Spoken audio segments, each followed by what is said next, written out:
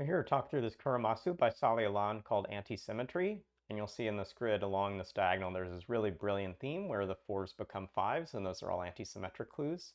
Like yesterday's puzzle, we have a set of these touching clues, and where I hadn't kind of spent as much time analyzing these puzzles between the solves, we'll come back and see that a lot of what we talked about yesterday in the video is going to show in common here.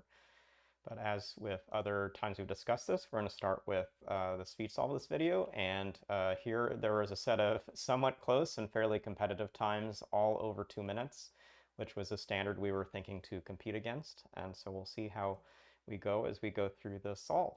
So here we are starting the puzzle, looking very much around the spaces where the clues touch, putting in and just mapping our typical notation, including these either or shaded cells. The 5s down below, because they extend farther to left, look like good cells to use, and in particular that 5 is going to have one coming down. There is an issue if it's shaded to the bottom, which is going to make those 5s work together. And so getting that pattern resolved quickly is going to give a lot of quick progress. We can't get the count up to 6 by going to the right, so it's got to go to the left. Puts in these cells. That 4 can't grow up to be as large as 5, so that completes that 5 clue. Shading in these finishes actually that 4th clue in the 6th column there. That's going to give us the shaded cells around it. Basically, my drawing the line segments is me helping confirm sort of where I've done enough. I'm getting sort of some different look around this grid as I'm going through.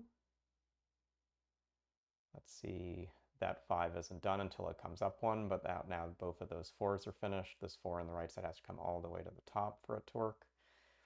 We still need to now do something, I think, from the start of the puzzle in the upper left, and so that's where I'm coming to. And look at this, we're finding a quick way that breaks apart too, and this could be even quicker if you really studied yesterday's video, but this looks like really solid progress. This is probably my best solve for this style of the week. Maybe I've finally warmed back up to the Kuromasu thinking. We're at 1:30, and this is going to cascade pretty quickly because all these clues are giving the required counts below. Like I can't come down because I can't add as many as 2. I can only add 1 and get to an even count. So to get to a 5 count, got to go there, putting those cells one more to mark. 1:45. Yatta! We have taken the GM time for the first time this week. And as I say, it is often a competitive race across our testers. We don't actually test ourselves too often for the speed side, but good solving across the group for sure. For the practice you'll see across this team as we work through the puzzles, just seeing how fast some of the other solvers are and on different kinds of styles is always interesting. So we talked at the start about how this puzzle has a lot in common with yesterday's, and the way that goes about is recognizing here again we have twin clues. We even have twin clues with a pivot, like in Sam's puzzle. And the critical thing to note, as we did yesterday in this video, is to see that if you actually have these come the same distance upwards, they will always come the same distance downwards. In this case, if it took one more to the left, it would look like this. If it didn't take this cell, it would take these, but these come together. And so the actual critical observation is that both in this top left pair, once this 4 goes up 1, this 4 can't go up 1 because then these would have the same vertical displacement to the top. Once you mark that in, they'll have different vertical displacements going down, and the same thing is true of this 5 down here. I saw this when I was solving by seeing how shading this cell would cause both the counts of 5 to shade both of these in, and again, that's the kind of thinking that works for these clues. So you can start from those positions. Marking that in gives this kind of nucleation at the start. Marking the bottom side does the same.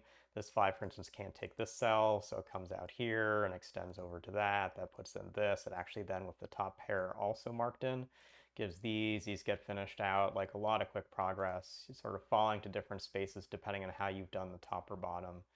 You know, lots of ways you're going to intercept the solution by going through this.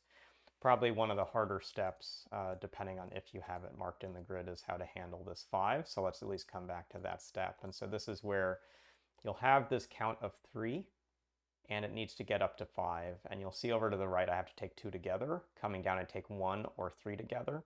And so this is a kind of pattern you'll get used to watching. You often have a puzzle that's not unique unless it has an even versus odd parity issue. And so where you have one direction that quickly gets you the right count. Put that in and you get through to the finish of this grid. So hope you enjoyed the 3 Kuromasu we had in this week. We've got a lot more on the website if you haven't played as much with this style. Thanks, and we'll see you again soon.